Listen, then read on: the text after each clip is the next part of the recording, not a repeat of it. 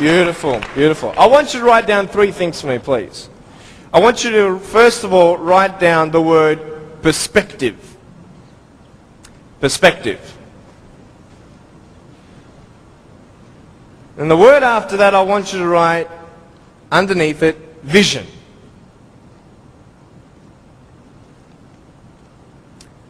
And then underneath that, I want you to put choices. So perspective, vision, and choices. This is what I'm going to be speaking about. I'm going to be real with you and start from the beginning. I was born in a blessed country. I was born to parents with the support I needed. You see, when I was born, it was such a tragedy. It was such a great shock to everybody. We had ultrasounds done when Mum was pregnant with me. I was her firstborn. And my mum made sure that we had the best doctors in Melbourne. My mum was a nurse and delivered hundreds of babies before I was born. She knew exactly what to do and what not to do in her first pregnancy. Yet, having all these precautions, this happened. And anybody who saw me and saw my parents automatically thought that, hey, this is a bad thing. And I mean, for anyone to say that would be a good thing, that is not sane. That would be insane. To say that, hey, congratulations, your baby's born without arms and legs. It was such just a pause in their life where they couldn't breathe. They couldn't fathom. What kind of life is their firstborn son going to live? Without arms and legs, he can't even feed himself. He can't even dress himself. Doctor said I would never be able to stand up, let alone jump around. You know, I'm so thankful that they knew nothing until I was born. Because imagine if my parents did know, and they would have what? The option of abortion. And the majority of the doctors, I believe, would encourage such an act. Why? Because what we see in this child's life is not going to be a good quality lifestyle for you and your child. And the wisest thing you could do is abort. Well, hey, who knew? Who knew that I would become a 23-year-old professional motivational speaker, speaking to 1 million people all around the world, starting schools in third world countries, building hospitals in the future and orphanages and all that stuff. We sponsor 43 kids who don't have food, fresh water and all that sort of stuff. And that's just the beginning. I'm a real estate investor. I'm a stock market investor. I love options trading. That's becoming one of my professions. I love real estate investing. I love the fact that we can make money doing real estate developing. Make our money, make more money. I love that fact. I love the fact, though, above all, that I can give the world something that others cannot.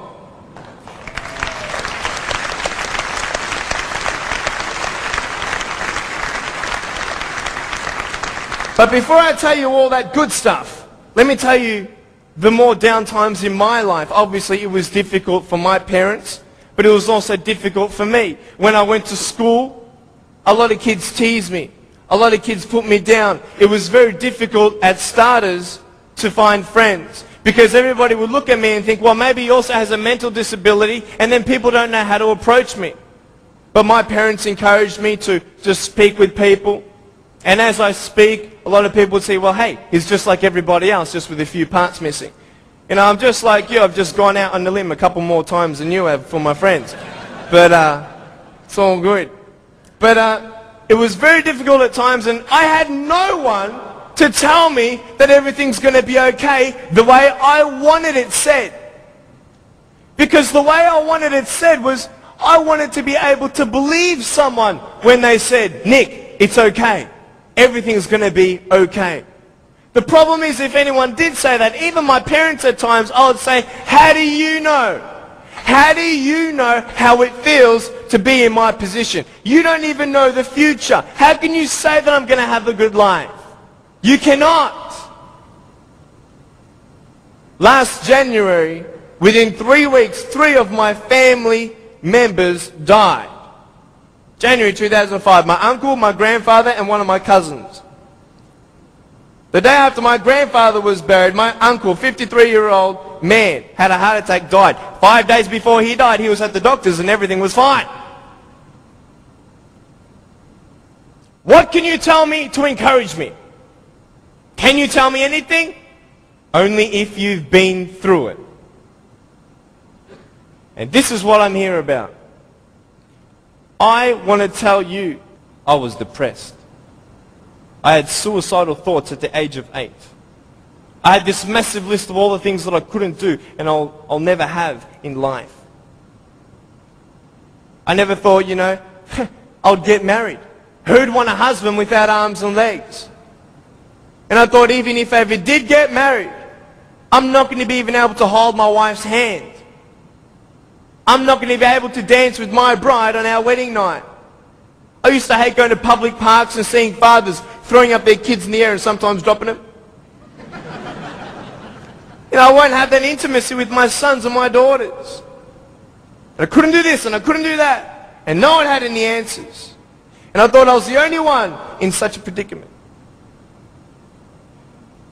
What happened? What changed? The first thing I got you to write down was perspective. How you see your life is the first key. Who are you? And where are you in life? This is the first question I want to ask you. Even though the world can look at me, they can say, well, a guy having no arms and no legs, his potential is not unlimited, but limited. His potential, just because he has no arms and no legs, humanly speaking, in our logic, he's not going to be as successful as everybody else. Really? Why? Because of his disability. Really? What is a disability? Have you ever thought of that? A disability. I'll tell you what a disability is. Something that would hinder you to achieve something. Now, just because I have no arms and no legs, it doesn't mean that I can't be successful. It doesn't mean that I can't do a business degree like I've done, a Bachelor of Commerce in Financial Planning and Accounting. That didn't stop me. Then what really stops you? Your mind. The way you see your life and where you are going will determine how successful you will be in life. I could say, yeah, I'm a guy without arms and legs, but what? I have my little chicken drumstick. Don't ask yourself and see what you don't have, see what you do have, and then say, okay, this is where I am. But don't limit yourself to say, well, if only I had this, or if only I had that. You can think of all the things that you don't have, but I want to ask you, is that really constructive? No. Why? Because no one can turn back time. It's up to you with what you do with today. Your priorities, your daily agenda will determine how successful you are. You want to know something? I started to be thankful. Thankful? Why, Nick? How could you be thankful? My mum showed me a newspaper article of a young man who had a disability, not similar to mine, but it was also unexplained medically. And I thought, you know what? I'm not the only one with something to bear. But I'm telling you, this perspective is everything. Giving yourself enough credit. Write this down. Give yourself credit. Even if the whole world told me that, Nick, you have no arms and no legs, you're not good enough, you're not going to reach your fullest potential, and even if you do, it's not going to be compared to anybody else's potential because you have no arms and no legs. Even if the whole world has that discouragement on you or their view on you, you don't have to believe them. You get it? You don't have to believe others' opinions. Because it's just an opinion. If a doctor comes to you and says, hey, I'm sorry, you've got cancer. What are you going to do? Get a second opinion. Right? Why? Because you want to make sure that he's right. You want to know exactly how much you have to live and what's going on. Well, why not get a second opinion when people put you down? Why not get a second opinion when your family thinks you're dreaming? Tell him he's dreaming.